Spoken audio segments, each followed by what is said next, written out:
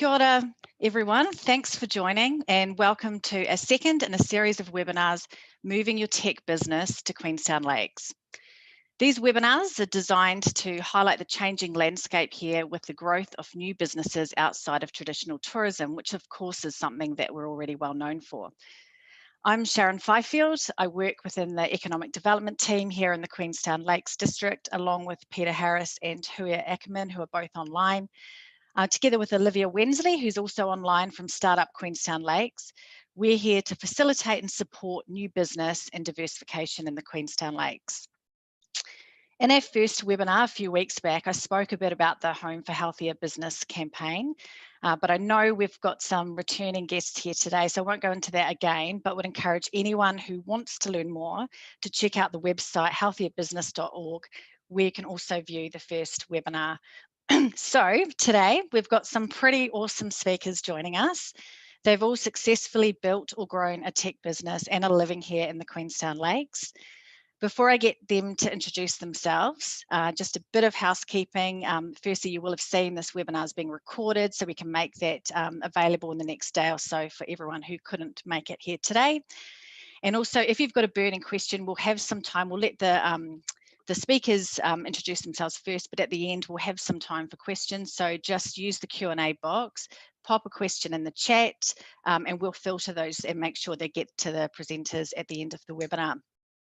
So right into it, a very special welcome to our speakers, Adrienne Muir, who's the Global COO of VoxSmart, Eliot Drake, who's the founder of Weir Innovation. Hey, Eliot, and Matt Weir, founder and CEO of First Table.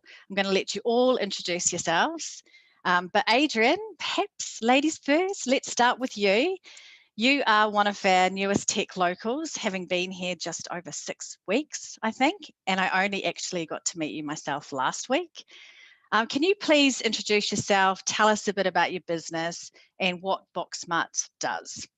Well, thank you, first of all. Thanks for having me, Sharon. Hopefully everyone can hear me loud and clear. Yes, I'm Adrienne Muir, the Global COO here at VoxSmart. I'm a Wellingtonian, but I've recently, I think I'm actually 5 weeks into landing, probably 6 weeks into Queenstown, and it's a beautiful place to land, I must say. My background is mainly in markets infrastructure. I've worked for exchanges for many, many years, and I know the word fintech and regtech is quite a relatively buzzword, but actually one of my first jobs straight out of working in London and doing my OE was working on for the London Financial Futures Exchange, taking the open outcry market of trading to electronic trading back in, dare I say it, 98. So I spent a lot of time working with technology, and from really thinking that I was going to go off and become a police officer, I ended up falling in love with tech and figuring out how to make things work and really understanding exchanges. So when I came back to New Zealand, I actually worked at the New Zealand Stock Exchange and continued my journey with technology, bringing in technology for trading systems and then going back overseas to London to work for the company that built those trading systems. So at the heart of it, I really love technology, I really love tech, I love people, but I love building businesses. And more recently, I worked for the London Stock Exchange, and I took a non-executive director role at the International Stock Exchange as well. But my love, I guess, is probably more likely for VoxSmart, because I had a real opportunity to work in a sort of a startup, starting in Farringdon when there were 7 people back in 2017, and really building that to a team now. We're 150 globally. I think the goal for us at VoxSmart is quite simple. As a fintech or as a regtech, we're here to really solve a problem that's been plaguing the financial markets for years. For too long, those financial services have been kept in the dark when it's come to conversations and internal communication. We've always talked about Bloomberg and all the data, and Reuters and all the data, but what about the internal data? And that's resulted in lots of problems, mainly fines. We've heard things that have happened in the past with market manipulation. I talk about the trade, and then I talk about all the communication that happens around it. And we capture that. So at the heart of it, VoxSmart's really a global SaaS firm which designs and deploys and develops our software to manage that internal data. So we've got about 100 clients worldwide: HSBC, Bank of America, Merrill Lynch, Jefferies, UBS, ANZ, National Australia Bank, a lot of the interdealer brokers, so TPI, CAT, BGC. So they're the ones that are sort of saying, okay, we want everyone to communicate with their clients and we want them to communicate well. So we capture WhatsApp, we capture 10 million messages a month for our clients to ensure that they can actually utilize, technology, which is probably previously not deemed okay to do that from a compliance perspective. So the compliance teams love us. More recently, we've been backed by a Tosca fund based out of London, and that got us really thinking about what global means. Everyone says they're a global company. We're a global company. What does it mean, right? And we looked at the global support models that were in place. And we really wanted to make sure we're supporting our clients, in Australia and in New Zealand. New Zealand came obviously as a Kiwi, it made sense, but New Zealand really sort of came to the forefront of why we wanted to be there, because we put in place a support model for sort of the 6-6-6-6. So we've got, New Zealand, we've got Singapore, we've got London, we've got New York. And then we started thinking about where we put our management team.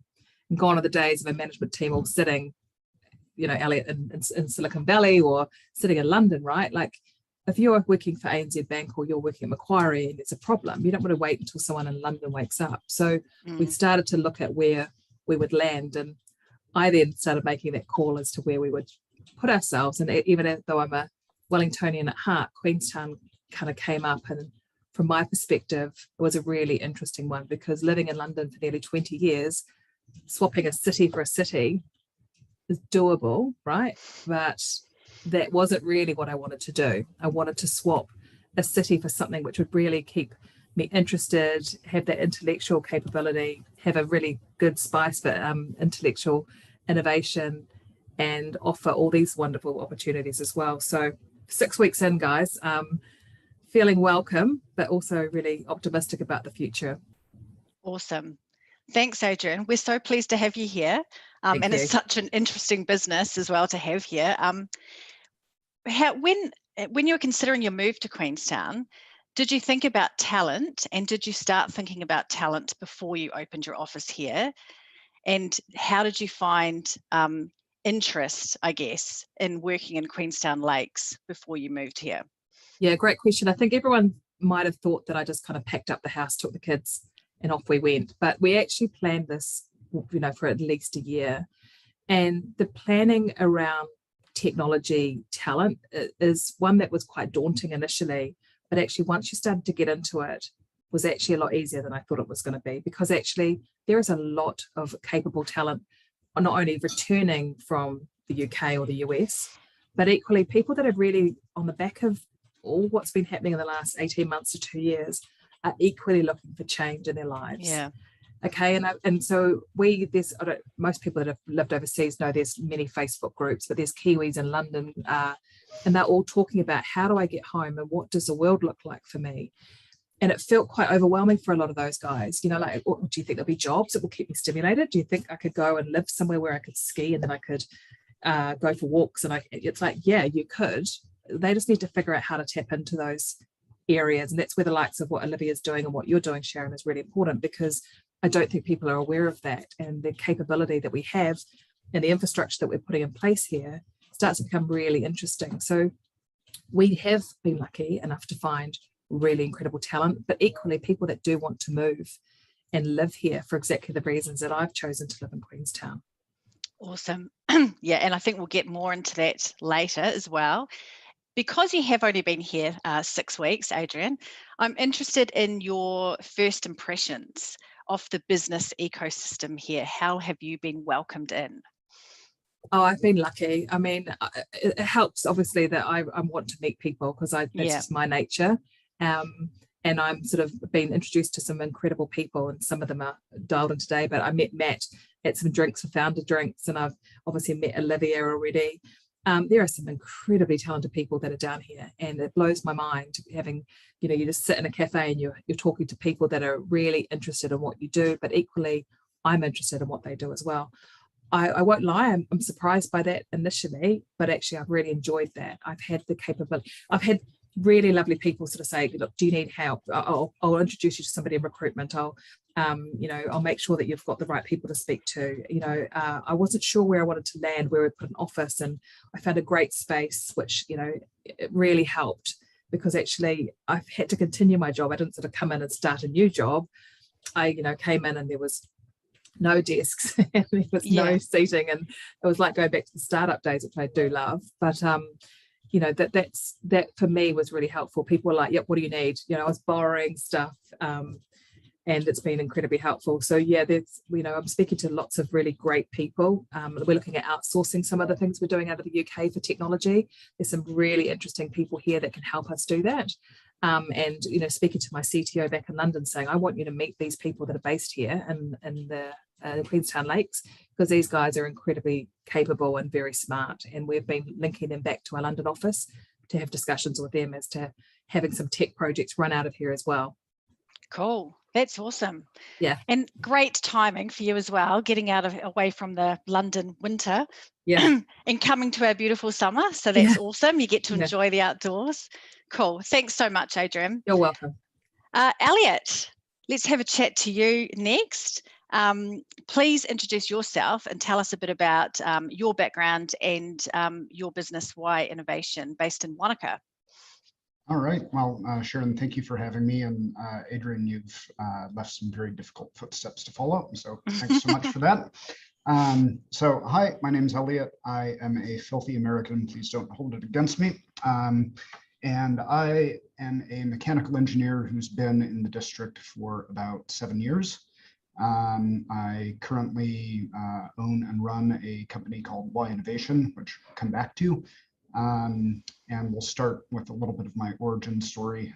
Like many other people, I first discovered the district on working holiday, which was in 2007, and obviously began looking for a way to be here more.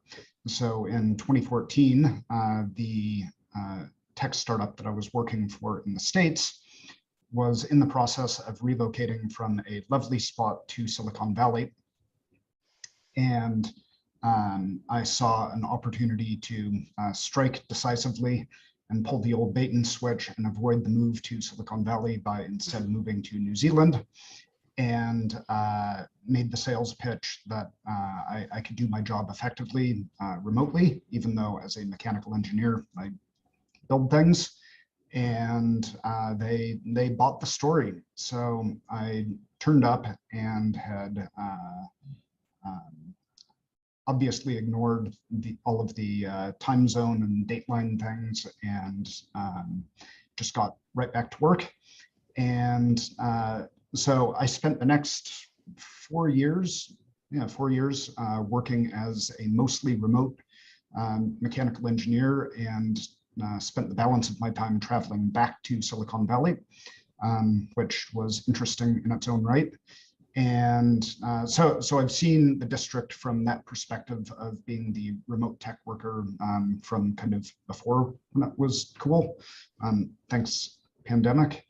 And then a couple of years ago, had a career change and opportunity to stop doing the remote and ultra long haul commute schedule, and to instead spend more time in the district. So after some twists and turns, I opened this company, Why Innovation, where mostly what we do is profile cutting, which depending upon where you sit might sound very exciting or very boring. And we also do some product design and things that a lot of other light manufacturing operations may not be able to do.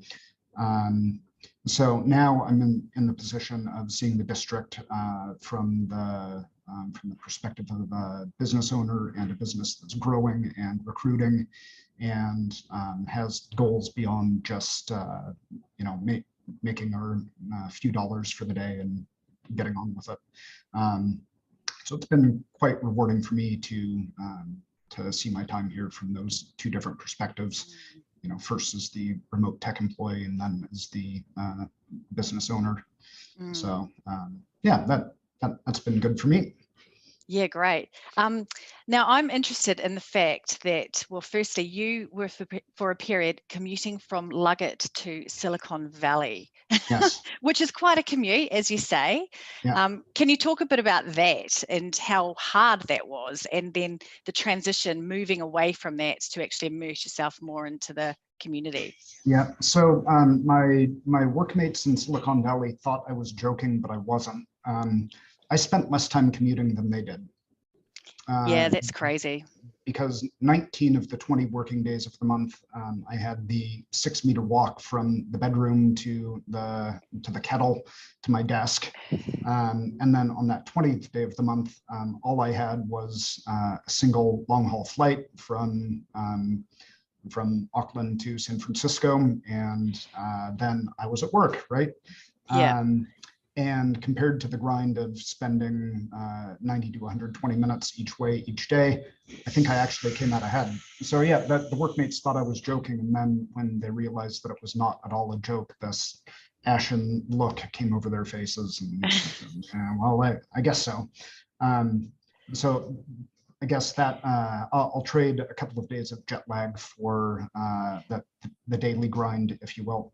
Yeah. And you mentioned Luggett. There was a period of time where I was living in Luggett, and it was this fairly interesting juxtaposition of designing augmented reality headsets in a cold, tiny little house in the middle of the Luggett winter that was 160 steps away from the Luggett pub, and then being handy.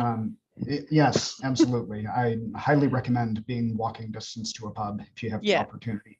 And then being, for lack of a better term, teleported into the madness of Silicon Valley, right? And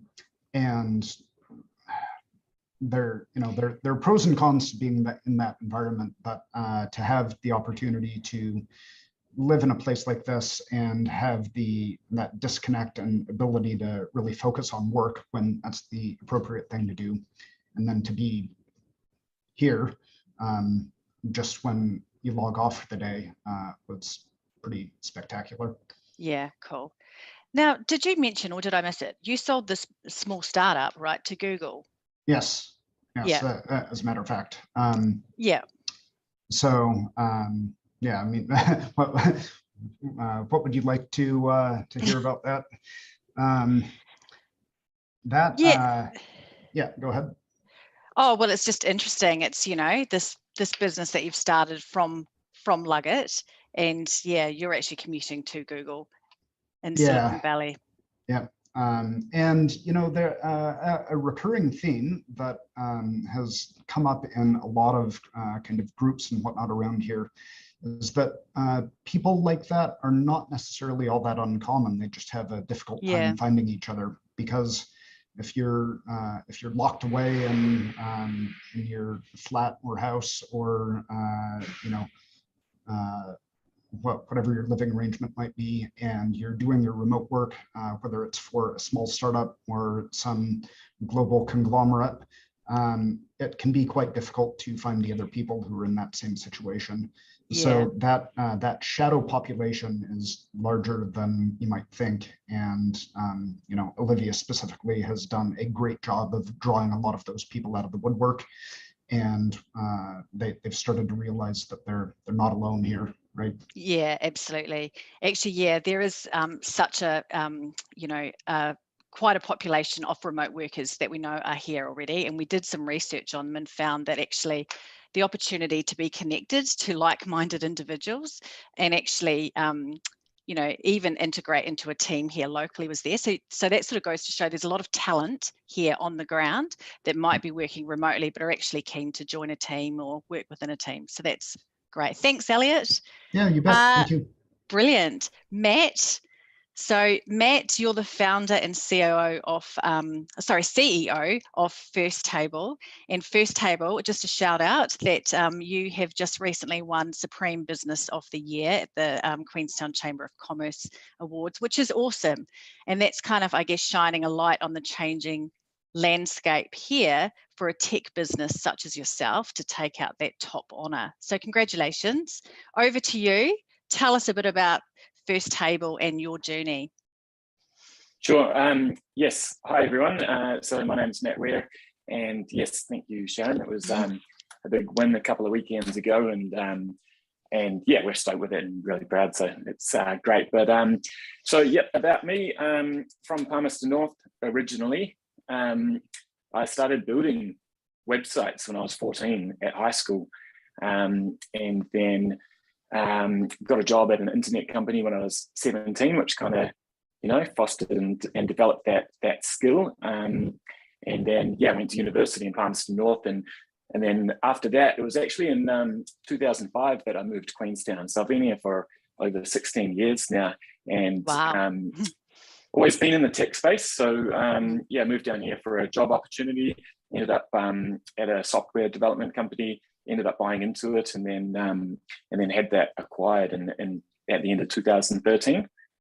And then it was in 2014 that I was kind of looking for the next opportunity, and First Table is what I came up with. So the idea, it came from a restaurant in Queenstown, Solera Vino, a little French restaurant. I remember that. Used to do this. Yeah, cool.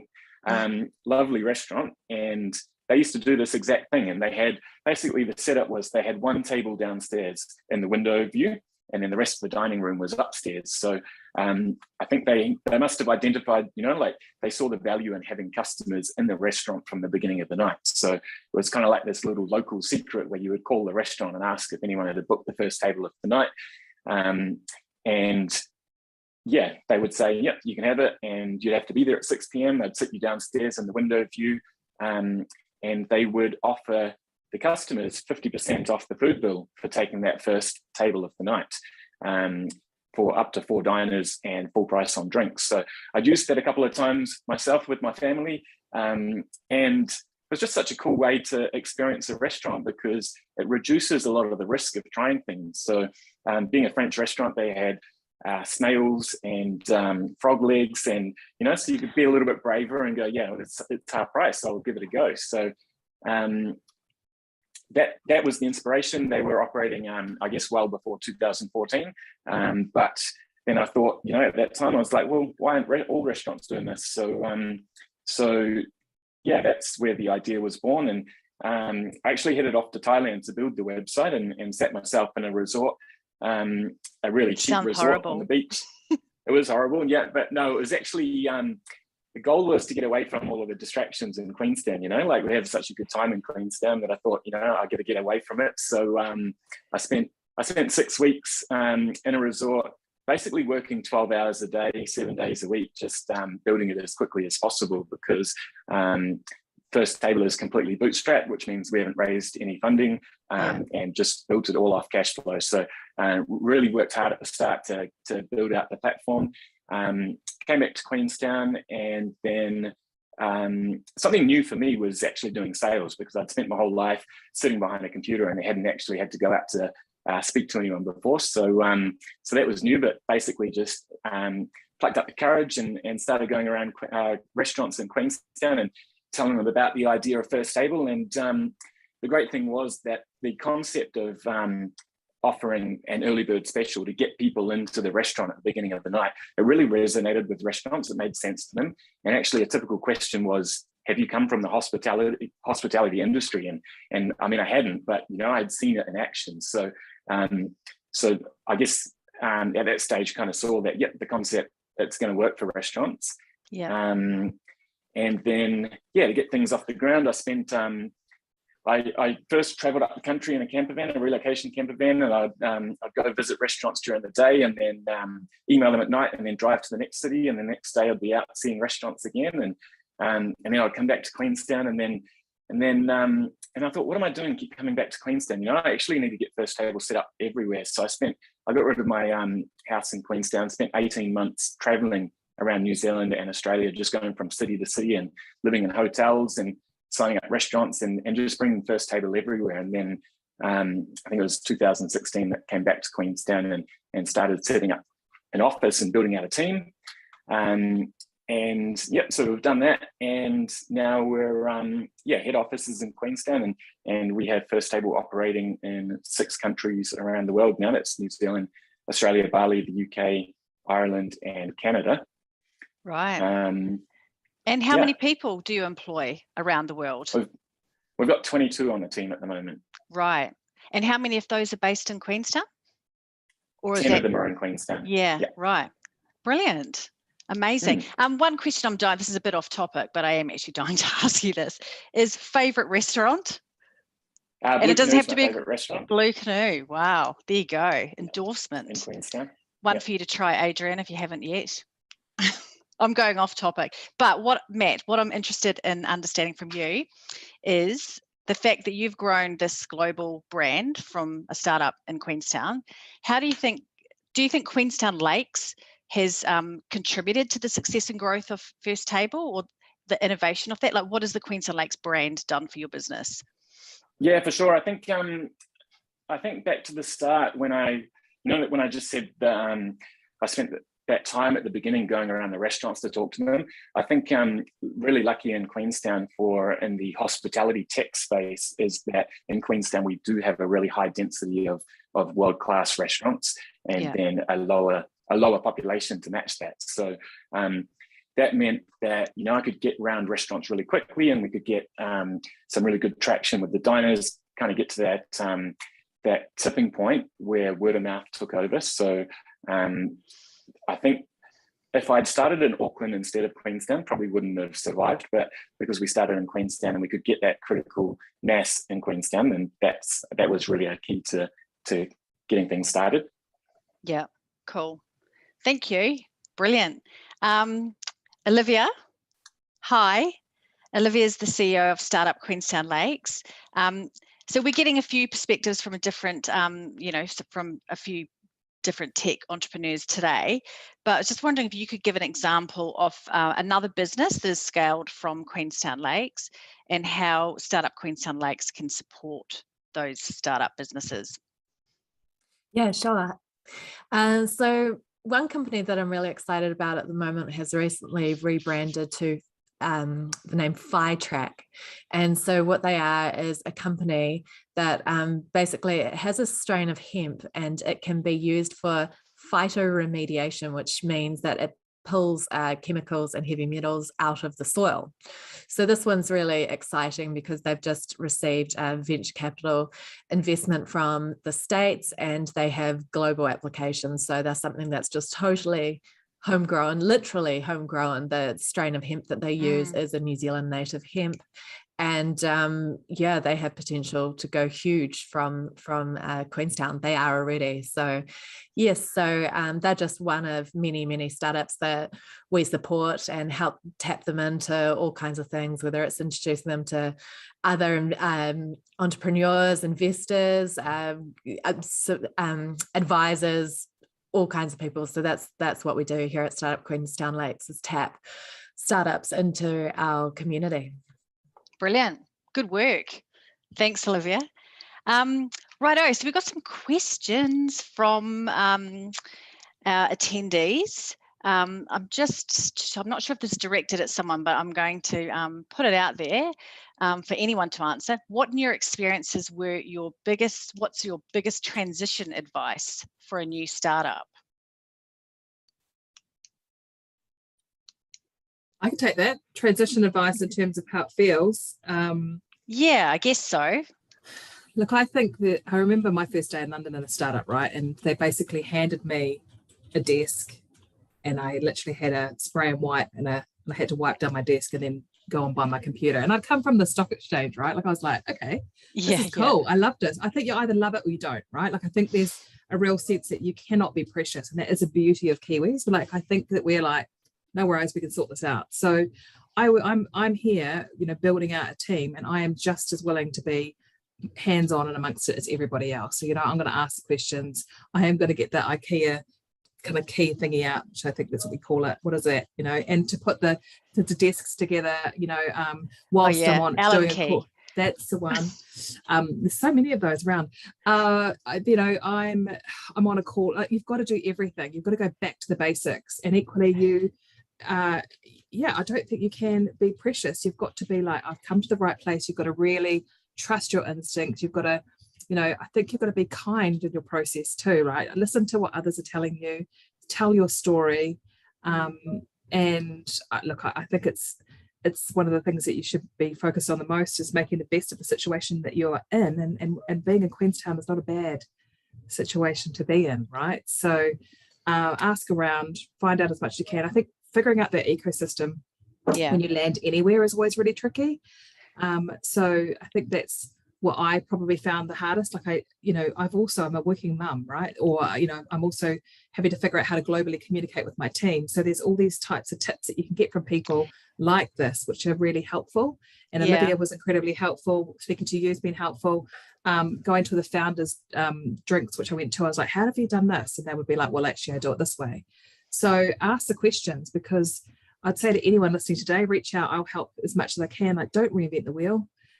People have done it before, and we can help, all of us to create a great space for us down here in Queenstown. Yeah, awesome. Actually, you sort of touched on this, but I was wondering, I mean, running a global business and you've got 120 and you've got 10 staff offshore, Matt, but managing them from Queenstown, like what sort of tips and tricks, how do you do that, and how do you keep connected, and especially with borders closed now, right? Yeah. So, yeah. Lots of planning, and also what I've done, I plan this up front. So speaking to we've got a sort of a group management team and a senior management team, and together we're based in New York and London, Germany, and here in New Zealand. We also have what we call ops coordinators, and they are pretty much the glue that keep us together. So we actually do have a group management call on a Monday, and that works for me. I get flexibility, but on a Friday morning, not so good for me, but I do it. I look terrible, but I do it. There's a 6:30 call in the morning, which has Germany, Madrid, London, New York, and New Zealand on that. And there's 15 of us on that call. And that's a 2-hour call, which is very well managed by my sort of head of operations in the UK. And we really make sure that we manage that well. So that time is critical. Myself and Oliver, who's the CEO, we work really hand in hand together. There is something really unique about being a global company. And when he goes to sleep at night, I'm still keeping things going. And I think we really missed the trick on that. And actually now we're like, this is actually working really well.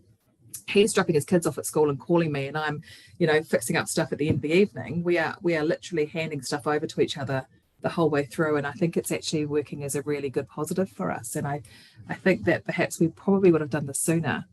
Yeah. I'll kind of pile onto that, is that that's a fantastic perspective to have, and it's really what you make of it. If you for an organization that can view having satellite offices or remote workers as a benefit instead of a drawback, then that's an obvious win.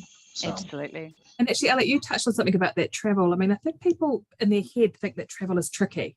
And I think until you actually do that, like I would much rather, and this is just me, but I'd much rather do a flight to San Francisco than a flight to Madrid. That 4-hour flight is, you get on there, and I'd much rather get on and settle and have 12 hours and get there and feel fine. Like the travel is not the big problem that people think that it is. And I think that we've got to kind of really break down that barrier and that myth, because it's not. And I've got to go back to London at some point when they open the borders. I'm okay with that. I'm going to do a trip to Melbourne and Sydney. It's going to be a regular part of my routine, the same way it has been being based in London for 20 years. So I think we're better off based here in many respects, because it's a lot quicker to get to these places. And that's what we've spoken about before, because I can get to the airport in 10 minutes and I can be on a flight. And I think that was a real positive for us when we shifted. Yeah, actually, we talked about that at the first webinar as well. We had Jason Wilby from Open Insurance, who was talking about commuting back and forth to Sydney actually being a lot quicker than, some of his colleagues who were, or when he was living in Sydney, and it is that proximity to the airport, direct flights, once they're operating, and actually, it's pretty quick and easy. And you get to enjoy the lifestyle when you're here as well. Oh, for sure. Yeah. I've got lots of questions now, so I better keep on track. Otherwise, I'm not going to get through them. Co-working spaces. So are there many co-working spaces in Queenstown area and or events connection opportunities for remote workers? Might be one for you, Olivia. Sure. So there are a few co-working spaces in our region, in the Queenstown Lakes region, that is. On our website, startupqueenstownlakes.com, there's actually an article about the different co-working spaces that we have in our region. There's some great spaces available. And then in regard to events, so my organisation hosts events for entrepreneurs. There's a lot of things happening. And again, our website's a great resource for seeing what's coming up. And that's a great way to get to know people in our community. Cool. Actually, this leads into a sort of related question. As a US entrepreneur looking to relocate to Queenstown Lakes, can you speak at all to the best paths available once the borders reopen for entrepreneurs looking to relocate with respect to visas for doing so? Yep. And I know that, yeah. Yeah, I guess Eliot. that one is probably suitable for me. Yeah. I feel like there's maybe a bit of an opportunity for INZ here for a different category, but there are generally, well, the four paths for somebody with skills and aspirations in the US wanting to come here. You know, you could do the work visa. You could do the entrepreneurship visa, you could do the investor visa. All of these, of course, have kind of different price tags attached to them. And then there are some of the other paths, like the Hillary Fellowship, that have visas attached to them. And all of those have their own pros and cons, you know, with respect to the level of investment required, and what you've got to have in the bank. Yeah. And I do think that there is an opportunity for an additional category that is, it'd be along the lines of the entrepreneur visa, without having to have, you know, piles and piles of money in the bank, because there's such a, you know, it's kind of the Kiwi resourcefulness and ability to bootstrap things here, that somebody might want to come here and not open premises on day one and start recruiting staff, but to bootstrap for a bit and see if it sticks. But yeah, I think the most direct answer to the question is that probably the entrepreneur visa is the best match for somebody in your situation. Yeah, yeah, good advice. And also just to be aware that there is an immigration reset looking to happen next year. And I know there's a lot of work going into thinking around how we can better facilitate skilled talent into New Zealand, and, you know, to really just offer those skills to train up Kiwis, etc. as well on the ground. So there's a lot of work happening there. Anybody got anything else to add? Or I'll jump into another question. This is an interesting one. Based on your experience here so far, what would you like to most change in the Queenstown Lakes district to encourage more companies like you to base themselves here?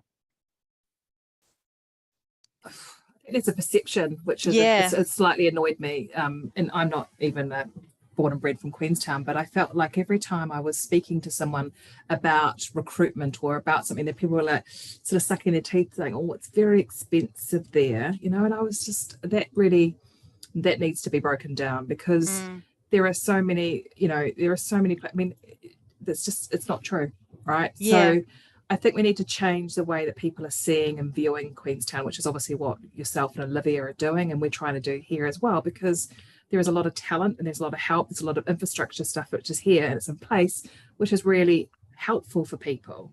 So, you know, people are saying, oh, well, you couldn't possibly get someone who's a DevOps engineer, for example. And I have just recruited a DevOps engineer based here in Queenstown who's incredibly capable. You know, you can't get somebody who's going to be a product specialist who knows about financial markets. Guess what? I found one. Right, they are here. Yeah. So let's just stop this kind of, I mean, is it because people in Auckland want me to be, like, it's kind of, we just need to be really honest about the fact that if you want to be patient and be really clear about what you'd like to have in your team and how you want them, they are around. Yeah. Now, how did you find them, Adrienne? I actually, it was a hit and miss, if I'm honest. I think recruitment is something that we need to talk about more, and I think we need to make sure that we're attracting talent for the right reasons here. So there were a couple of recruitment firms that just didn't understand what I was looking for, and then we found that one, right? And I'm sure there are more. And subsequently, since I've landed in Queenstown, I've met some incredible people who are very capable and really understand what we require. But we were lucky in the sense that people are, they'll go looking for them. For me, I put things on Kiwis returning home to let them know that if there were people that lived in the area that wanted to come and work for a global company, come back. You don't have to go to Auckland and Wellington and Christchurch. There are companies here that are looking for your talent, tapping into Otago universities, SIT, all those things are really important as well. So and a lot of it as well is, I guess, shining a light on the types of opportunities that are here, like we're doing now, and through the work that we do to for talent to sort of see Queenstown Lakes as a viable option as well. Yeah, but we all need to have that same narrative, though, Sharon. Like everyone here needs to be saying the same thing. Yeah, that when we're hearing these things, and when people are saying, well, it is the following, we need to have really good sound bites and examples and change that, and sort of say, like, I hear what you're saying, but that's not the case. Here are some examples of why that's not the case. And we need to make sure that that's clearly communicated with everyone. Yeah, good point. And that's what's exciting about our region is there's a lot of people like the panel here that have just made it work. So Queenstown Lakes, it's full of opportunity, and you can make it work. So the region is full of people that have just gone out and carved extraordinary businesses or careers for themselves in our region. So it's definitely not something to be afraid of. It's definitely a place where you can build yourself up to whatever you want to be. Yeah, absolutely. And I think part of it is as well that we've done such a good job of driving that tourism brand, and promoting ourselves as a tourism destination. And so, that change is kind of happening. So we have got other stories to tell now. Cool. Okay. So I think I'm just looking at, there's a question here around what does it cost to relocate to Queenstown Lakes from your experiences? I guess that definitely depends on where you're relocating from.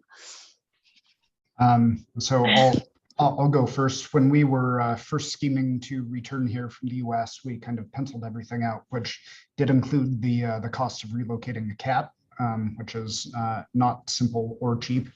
And we figured decommissioning our lives in the US and recommissioning them here was going to cost us 20 grand US.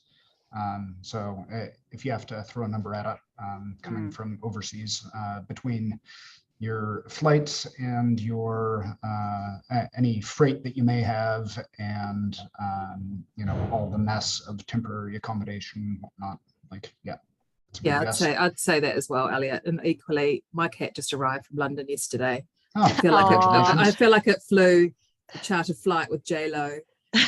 With its own personal manicurist and food, because it cost an absolute fortune. But there's small things that are important when you're moving, and it's things like you want to make sure you're doing that. But I would say it's around about sort of, for us, it was probably about £15,000. But I think you plan that out. And in the saying that, my stuff is still sitting in the ports in London, so you've got to kind of cater for the fact you're dealing with moving in the pandemic. But again, to Olivia's point, make it work, right?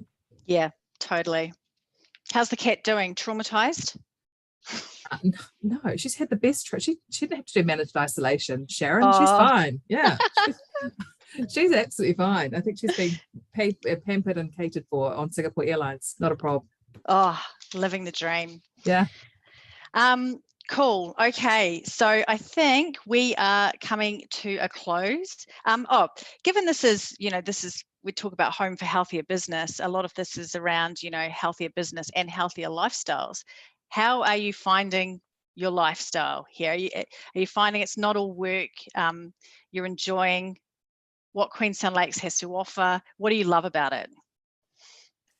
I think I can speak to that one. So I just want to share the view from the office right now, that's stunning.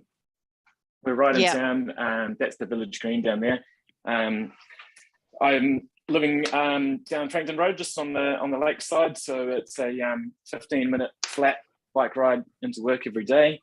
We've got a good gym down in central Queenstown, so just a wee walk down to the gym at lunchtime, and basically I don't see a car like 6 days of the week. So that's what I love about Queenstown. Nice.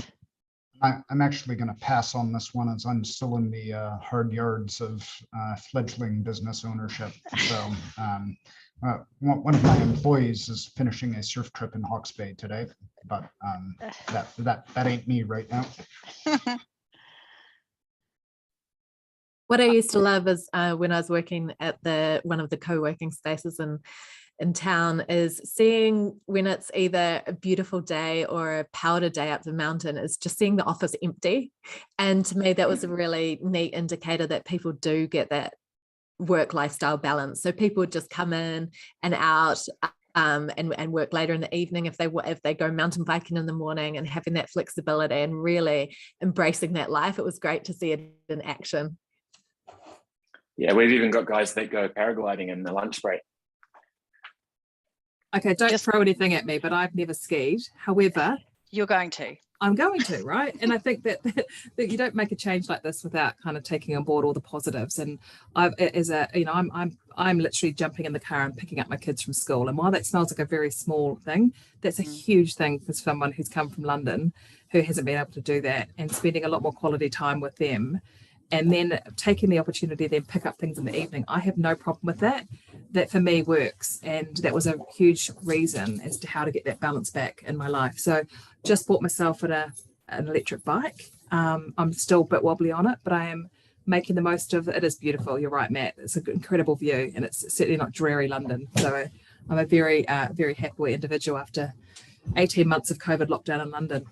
Yeah, absolutely. One of the biggest factors for me moving here from Singapore originally was that outdoor lifestyle and getting that balance. And I mean, something that I thought was really, really neat before I moved here is that the kids here in school, they go skiing for PE during winter, which is just, it's so cool. And so we just spend winters on the slopes and summers on the lake. And it's just, yeah, it's you just can't beat it. Absolutely. I've missed a question and I'm running out of time. I'm doing a terrible job at this. But the question is, what is the long-term plan and focus for Queenstown Lakes in facilitating and growing the innovation startup ecosystem within the region? Are there some gaps that still need to be met? I know we're really focusing on tech today. This might be a question for you, Olivia. Sure. So the long-term plan is, well, we've had such great traction, especially since COVID arrived. Ironically, it's been amazing for growing our industry in the startup and tech sectors. So the plan is just to continue the buzz and really use this moment that we have to keep that momentum going and to open people's eyes to the possibility of moving here. So COVID has changed things permanently in that people are far more open to working in different locations. So if you can work from anywhere, why not work from paradise? Yeah. So absolutely. In terms of what are the gaps that still need to be met? I think it's sort of touching on what Adrienne was saying, is that there's this perception that it's unaffordable or you can't do it. I remember when Adrienne and I were first chatting on LinkedIn before she made the move, and she said, these recruiters are telling me it's going to be too hard. And I said, rubbish, it's a myth. Keep trying. And she did. And it's so cool that, like, to see her take that leap of faith. And I think that's what we need to be doing more of as a strategy, is to bust these myths and actually get the secret out, is that you can have it all. Yeah, absolutely. And one thing that I'd add to that as well is there's some, serious support from central government as well. So MB and Kanoa have recognised the opportunities for diversification in the region and are investing 20 million in a new research and innovation centre and underwriting some diversification projects as well. So yeah, so there's some really serious interest in the region, which is great to see. Cool. Thanks, Olivia. I think that is absolutely it now. So unless anyone's got anything they want to add, I'm just going to close out, but thank you so much for your time, giving up your time today and actually going some way to changing these perceptions that we've just been talking about. Just wanted to say that we are, and Olivia and the economic development team, we are here to help. So if you are watching this now or recorded, feel free to get in touch, drop us a note through the Healthier Business website, just give us a buzz, we're happy to help. One thing, because we've actually had a lot of serious interest through these 2 webinars and ongoing, we're actually looking to run for mills as well. So if you are really keen to actually get down here or get here on the ground and meet with some people who can help you move or scale a business from Queenstown Lakes, then we're happy to facilitate that. So we're looking at running the first webinar is probably going to be late Jan, so we're just figuring out dates then. So we will keep everyone that's registered for these webinars posted on that. But I guess that's it for me. Thank you so much for joining today, giving up a lunch break. And yeah, feel free to get in touch if there's any help that we can give you. Thank you, ka kite. Thank you, Sharon. See ya. Thanks, Sharon. Bye-bye. Yeah, thank you.